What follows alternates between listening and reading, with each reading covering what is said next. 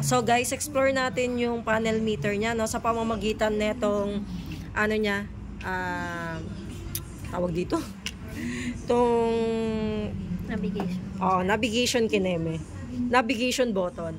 So, pindutin natin. Ayan. Ayan. So, etong yung pinaka-part na nakikita nyo may mga ano, yan yung pinaka-settings niya. So, pindutin natin yung settings. Then, dito makikita natin may function, may display, may general, may service. So, kung halimbawa gusto natin palitan yung ano niya, yung oras niya, punta tayo dito sa general. By just ano ha, ito lang ina-navigate natin ha. So, pag general, so arrow tayo, pag ganun tayo. Ayan, o, diba? Date and time, guys. Today is 15. Yan, o, diba? Ang saya.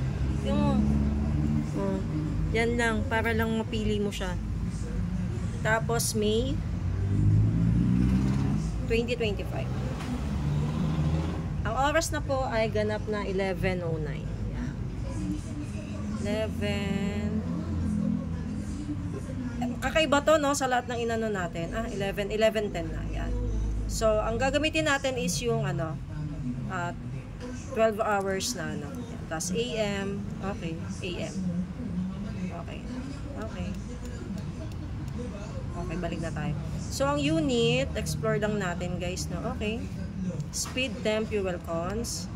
Language natin, English.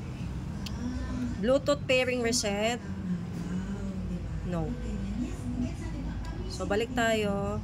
Services. Okay, meron tayo ditong maintenance. Ayan, periodic maintenance. Ayan, so, dito siguro natin pwedeng ilagay kung ilang kilometer na. Or like for example, kung 500, tapos kung kailan ka magpapa-maintenance, ayan, dito po natin siya pwedeng ilagay. Oil change natin, same things goes here. Ito naman pang oil change lang talaga siya. Battery voltage natin, so dito natin makikita yung voltage ng battery. Then, may water temperature na din siya, and then may warning info na. Ayan, okay. O, ang ganda na ito. Sa display naman natin, guys, makikita natin yung display type. Kung gusto nyo bang naka-bar, naka-circle, or yung simple lang. Yan. And then, sa brightness natin, guys, gaano kaliwanag yung gusto nyo, kayo na lang yung mag-adjust. Background, guys, pwedeng black, pwedeng white, pwedeng automatic. And then, favorite info, anong meron dito? Okay. Kung ano yung mga information na gusto nyong makita sa panel meter nyo. Favorite switch, trip reset. Okay. Kung mag-reset lang kayo. So, sa function natin, trip auto reset. Okay. Trip A, trip B lang. So, yun yung nasa settings natin.